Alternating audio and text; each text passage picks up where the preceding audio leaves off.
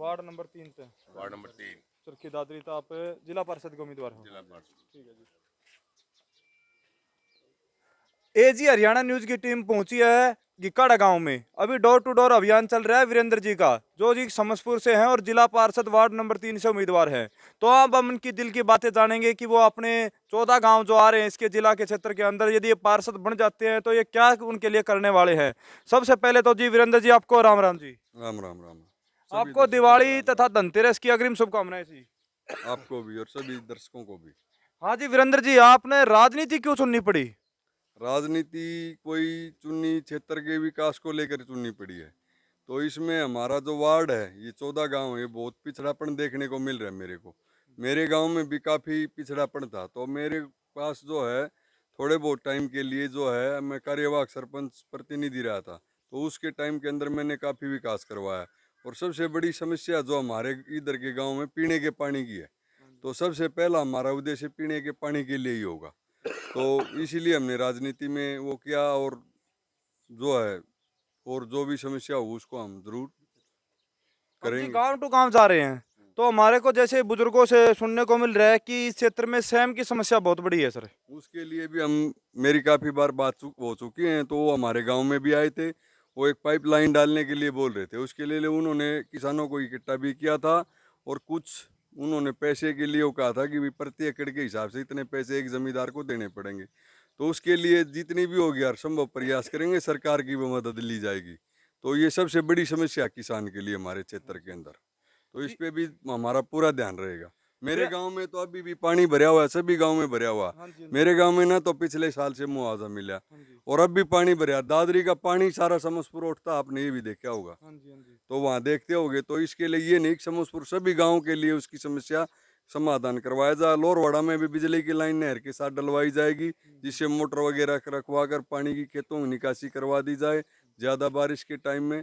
और बिजली कनेक्शन के लिए भी जैसे जमींदार को उससे सहूलियत हो जाएगी। जी हम गांव टू गांव जा रहे हैं, जैसे कि आप गिकाड़ा गांव में हो फिलहाल। तो गिकाड़ा गांव में भी बच्चों के लिए जो खेल का मैदान है वो एक अच्छे तरीके से तैयार नहीं है। तो आप जिला पार्षद उम्मीदवार हो और आपको यदि कुर्सी मिल जाती है इसकी जनता के आशीर्वाद से, तो आप 14 गांव में खेल के बच्चों के लिए खेल के लिए क्या करने वाले हो। जो मिनी स्टेडियम है, व्यायामशाला, योगशाला, जो भी वो हर गांव में बनवाने के लिए हर संभव प्रयास करेंगे। और जो बड़ा स्टेडियम अपना चरखी दादरी जिले का, वो मेरे गांव के अंदर 24 एकड़ के अंदर बनने को जा रहा है। तो वो लगभग हर अपने दादरी जिले से ज़्यादा गांव में दूर नहीं, मेन रोड पे है। उसके लिए हमने जो फ्री ऑफ कॉस्ट सरकार को ज़मीन दी है।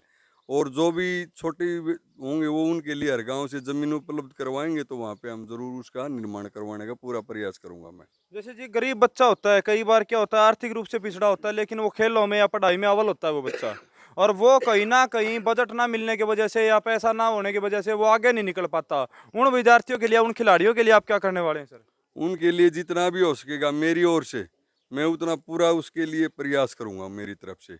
उनको शिक्षा के लिए कहीं ना कहीं से भी जो भी है उसका बिल्कुल कोशिश करेंगे, खिलाड़ी के लिए भी करेंगे।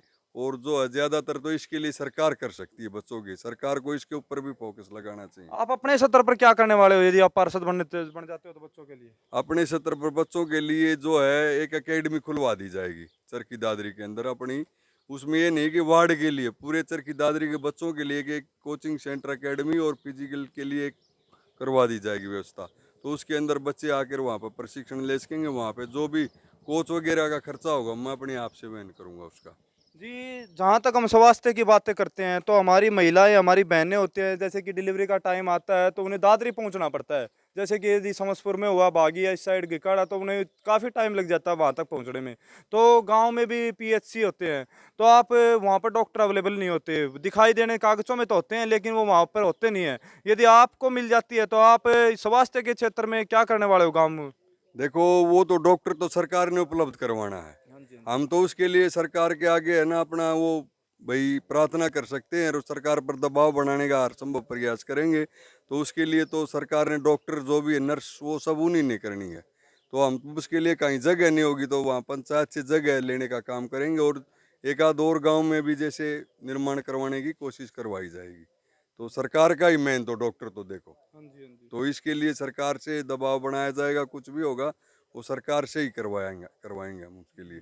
और जो आजकल एम्बुलेंस हैं वो भी उसके लिए प्रार्थना की जाएगी कि एक आध एम्बुलेंस और सरकार उपलब्ध करवाए जिससे कि ज़्यादा टाइम ना लग सके। ठीक है। और शिक्षा के क्षेत्र में जहाँ तक बात करें तो बच्चों को लाइब्रेरी जाना पड़ता है दादरी, कोई लड़की हो कोई भी हो। 14 गांव के बच्चों को, हर गांव में कोई लाइब्रेरी की सुविधा नहीं है बच्चों के लिए पढ़ाई के लिए। कोई अच्छी कोचिंग की व्यवस्था गांव में नहीं है। सत्र पर यदि बात करें तो अब तो दादरी, यदि लड़कियां इतनी दूर जाती हैं हमारे गांव से, तो आप अपने सत्र पर हर गांव में क्या करने जा रहे हो? हर गांव में वहाँ पे है ना, जो भी गांव में जमीन देगी तो सरकार पंचायत, तो वहाँ पे ना लाइब्रेरी को बनाने का सबसे पहला मकसद होगा। तो अभी हमारे गांव में भी शायद प्रोसीजर चल रहा है कि उन्होंने एक वो पंचायत घर था उसके अंदर लाइब्रेरी के लिए सहमति बना रखी है।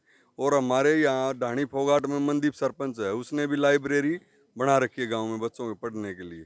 तो इसके ऊपर मेन फोकस रहेगा। मैं भी बिल्कुल समझता हूँ, गाँव की लड़कियाँ हैं जो बसों में आती जाती हैं, परेशान होती हैं दादरी पढ़ने के लिए।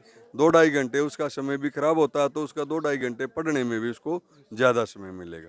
ठीक है। यदि आपको इस क्षेत्र की जनता आशीर्वाद दे देती है और आपको पार्षद का पद शोभित हो जाता है, तो आपने क्षेत्र के लिए सबसे पहला क्या काम सोच रखा है कि मैं पहली कलम से शपथ लेते ये काम तो इस क्षेत्र के लिए करूंगा? बच्चों की शिक्षा के लिए, और जो अपना इसके लिए पीने के पानी के लिए, और जो भी स्वास्थ्य के लिए, सभी कार्य हम करवाने का पूरा प्रयास करेंगे। तो जैसे ये वोटों का टाइम आता है सर, ये देखने को मिलता है कि यहाँ पर दारू और पैसा बंटना शुरू हो जाता है। इसके बारे में आपकी क्या सोच है? ना तो हम दारू बांट रहे, ना मैं पैसा बांट रहा, और कोई बांट रहा तो वो जाने इसके लिए भाई। देख, हम तो ये ऐसा है नहीं, अपना तो जो भी है मेरे गांव में जाके पूछ लो। थोड़े टाइम के लिए मैं ऐसे, वो मेरी भाभी जी थी वो बनी थी, काम मैं संभालता था, तो वहाँ तसल्ली कर लेना। ना मैं कभी दारू पीता, ना पीने वाले को मैं पसंद करता हूँ। तो इसके लिए और कोई क्या कर रहा है पैसा, वरना मेरे पास इतना पैसा अभी बांटने के लिए किसी अच्छी जगह में लगा सकते थे, कहीं से लेके लगाओ, उसके लिए वो मेरी जिम्मेवारी रहेगी। आपको आपके क्षेत्र के 14 गांव के सभी ग्रामीण देख रहे हैं, तो आप देखते हो कि जैसे इलेक्शन का टाइम आता है थोड़ा भाईचारे में थोड़ी सी दरार सी आ जाती है, या आप लास्ट में क्या मैसेज देना चाहते हो आपके क्षेत्र के लोगों को? नहीं, भाईचारे को खराब नहीं करना चाहिए और जातिवाद का भ्रम नहीं फैलाना चाहिए। सबसे बड़ी बात है, जो जातिवाद और धर्म से उठ करके है ना, लोगों को अपने अच्छे प्रतिनिधि को चुनना चाहिए। ये नहीं है कि भाई ये वो नात्र को छोड़ के सब एकदम दूर कर देना चाहिए, और आपसी भाईचारा बिल्कुल खराब नहीं करना चाहिए। ठीक है, धन्यवाद। ये थे जी